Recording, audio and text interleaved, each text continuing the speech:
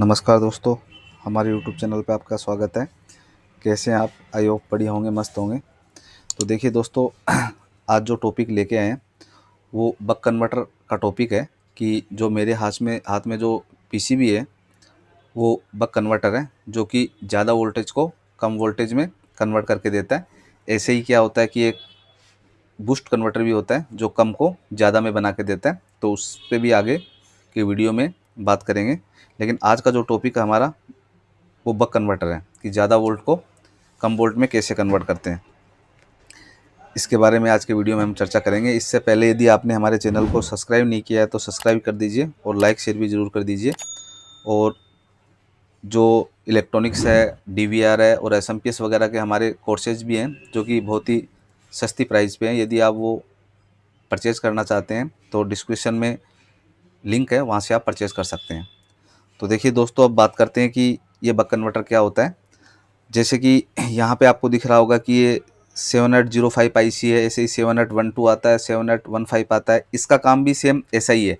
ये क्या है, ज़्यादा वोल्ट को कम वोल्ट में बना के देता है और ये भी ज़्यादा को कम में करके देता है। जैसे कई बार क्या होता है, हमें 15 वोल्ट देते हैं और हमें 5 वोल्ट की ज़रूरत होती है, तो इसका यूज करके हम बना सकते हैं। इससे भी बन सकता है, लेकिन देखिए इसमें क्या फ़र्क है। ये एक तो क्या होता है कि इसमें लॉसेज ज़्यादा होते हैं। लॉसेज मतलब जैसे पावर का लॉसेज करते हैं ज़्यादा, ये लॉसेज कम करता है।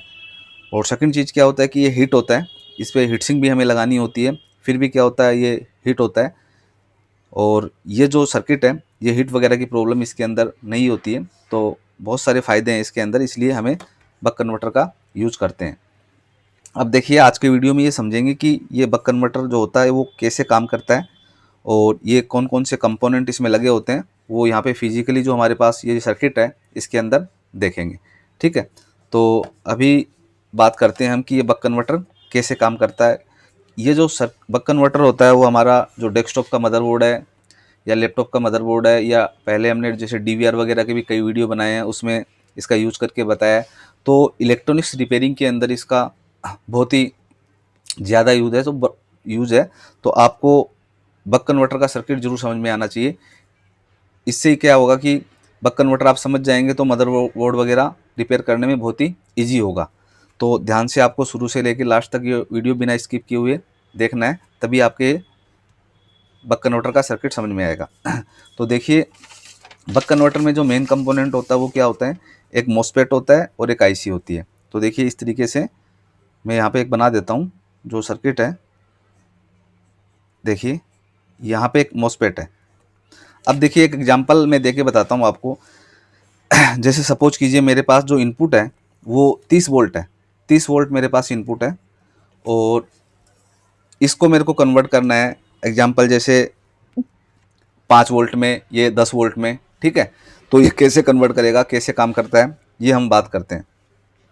तो इसमें क्या होता है, दो सप्लाई होती है हमारी इनपुट, जैसे प्लस का ट्रैक हो गया, एक क्या होता है ये माइनस का ट्रैक हो गया। तो माइनस का ट्रैक तो क्या कॉमन होता है, जैसे ये आउटपुट भी के साइड में भी ये ग्राउंड लेते हैं और इनपुट जो हमारा हो गया वो ये ग्राउंड हो गया। तो दो वायर इनपुट हो गई यहाँ पे और यहाँ पे। ये आउटपुट कौन कॉमन है, ग्राउंड तो कॉमन ही होता है सर्किट में। ठीक है, और जो पॉजिटिव सप्लाई है वो यहाँ से हम कन्वर्ट करके निकालेंगे। अब कैसे ये सर्किट काम करता है ये समझेंगे। देखिए यहाँ से जो सप्लाई आती है ड्रेन पे मोसपेट क्या आएगी, क्योंकि कोई भी MOSFET drain to source positive flow करता है, जो हमारा एन चैनल होता है। अब ये किस तरीके से कौन सा कंपोनेंट वर्किंग करते हैं, इसके लिए क्या है कि आपको इलेक्ट्रॉनिक्स समझनी पड़ेगी। तो आप इलेक्ट्रॉनिक्स जरूर पढ़ें तो आपको कोई भी सर्किट आसानी से समझ में आ जाएगा। ठीक है, तो यहाँ पे क्या होगा कि एक कॉइल लगी होती है इस तरीके से, जैसे कॉइल का सिंबल मैंने बना दिया है और इस तरीके से ये आउटपुट मिल जाता है। जैसे एग्जांपल ले लीजिए आप 5 वोल्ट का। ठीक है, 30 को मेरे को 5 में कन्वर्ट करना है। अब क्या होता है कि यहाँ पे एक कैपेसिटर होता है, क्योंकि कोई भी जो सप्लाई होती है बनाते हैं तो उसको फिल्टर करने के लिए कैपेसिटर का यूज कर सकते हैं, क्या करते हैं, पोलराइज कैपेसिटर का। तो यहाँ पे क्या हुआ, ये सप्लाई बनी 5 वोल्ट। अब देखिए ये 5 वोल्ट जो सप्लाई बनी है, ये 5 या 10 या 3 ये कैसे बनती है, किस पे डिपेंड होती है। यहाँ पे इसके लिए क्या होता है, एक PWM आईसी का यूज किया जाता है, पल्स विड्थ मॉड्यूलेशन। एक PWM आईसी होती है, वो इसके गेट को कंट्रोल करती है। ठीक है, वो इसके गेट को, मोसफेट के गेट को कंट्रोल करती है। इसी पे डिपेंड होता है कि यहाँ पे कितने वोल्ट हमें यहाँ पे मिलेंगे आउटपुट में। जैसे कि एग्जाम्पल के तौर पे समझ लीजिए, जैसे यहाँ पे क्या है कि मोसपेट का ड्रेन कंट्रोल करती है ये आईसी, पीडब्ल्यूएम आईसी। जैसे मान लो एक नल है, यहाँ पे क्या एक नल समझ लीजिए आप इस मोसपेट को, तो कितना खोलना है।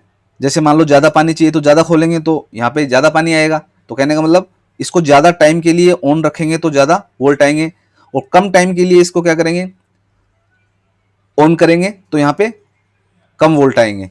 तो ये पीडब्ल्यूएम आईसी इसके गेट को कंट्रोल करती है। जैसे यहाँ पे क्या, जैसे सपोज करो ड्रेन टू सोर्स 5 वोल्ट लाने हैं तो उसी के हिसाब से उसको इतने टाइम के लिए ऑन रखेगा। यदि 10 वोल्ट लाने हैं तो ज़्यादा टाइम के लिए इसको ऑन रखेगा, फिर ऑफ टाइम इसका क्या होगा, कम हो जाएगा। तो यहाँ पे क्या है, ये जो पीडब्ल्यूएम जो आईसी है वो इसके गेट को कंट्रोल करती है।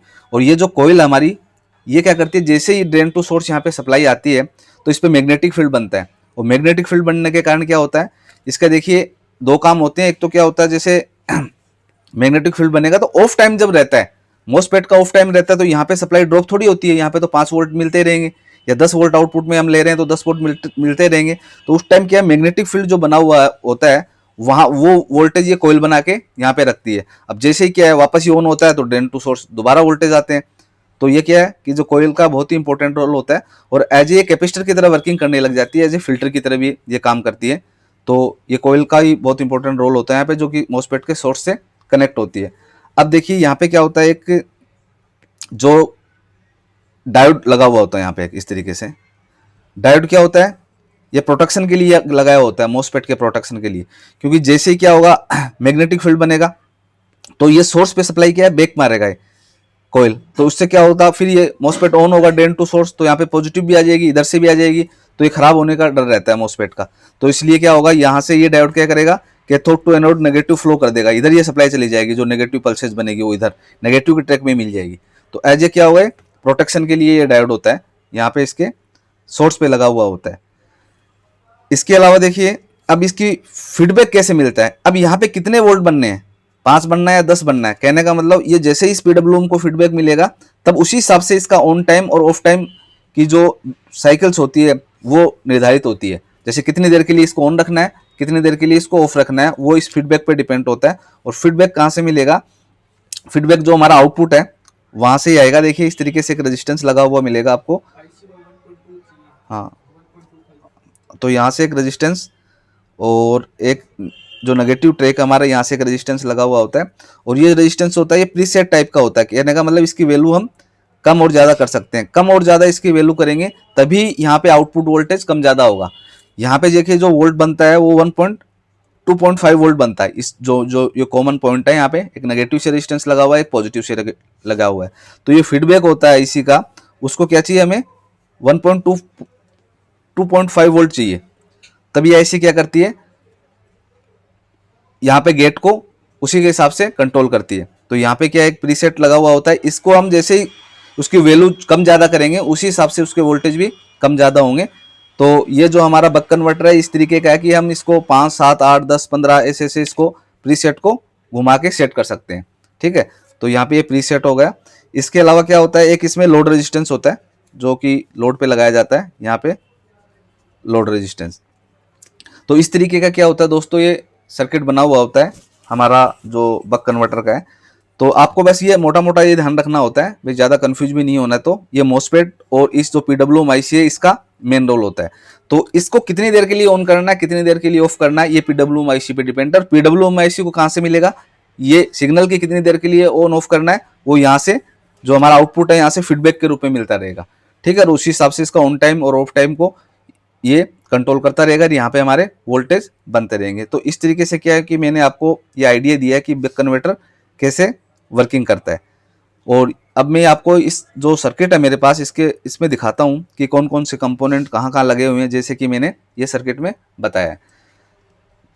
तो यहाँ पे देखिए जो इनपुट है वो यहाँ पे है, जैसे कि लिखा हुआ है पहले इस पे देखिए क्या क्या लिखा हुआ है, LM2596NR। ये मतलब ये जो आईसी है इसका नंबर है।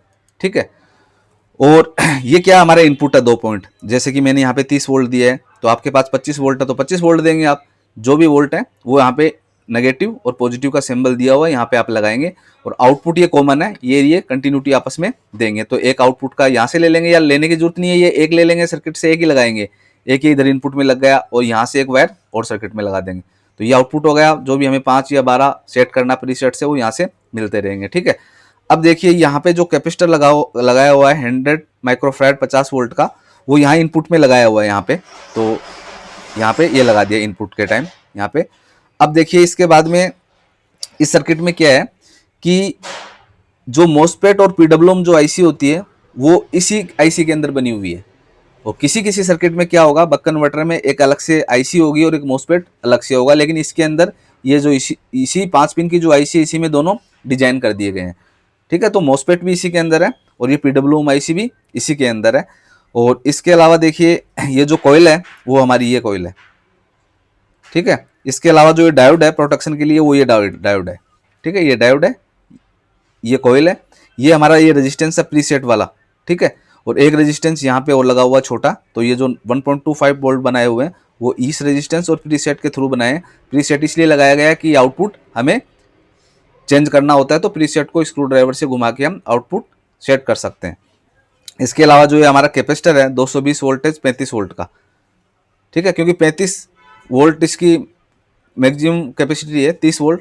तो यहाँ पे 35 वोल्ट का यहाँ पे लगा दिया है तो आउटपुट में।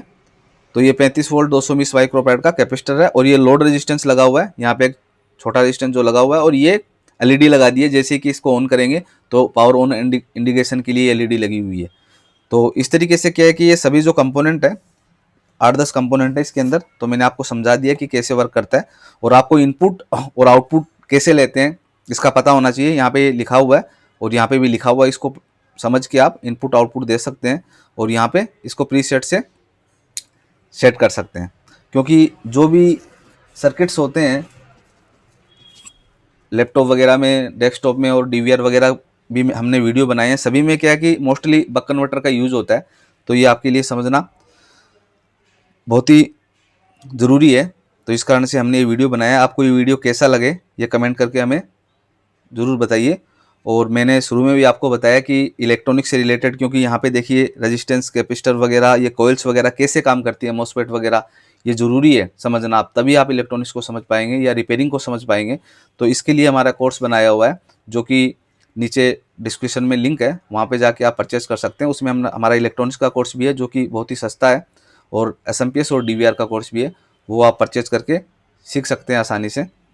और हमारे चैनल को अभी तक आपने सब्सक्राइब नहीं किया है तो सब्सक्राइब ज़रूर करेंगे और लाइक शेयर भी ज़रूर करेंगे। धन्यवाद।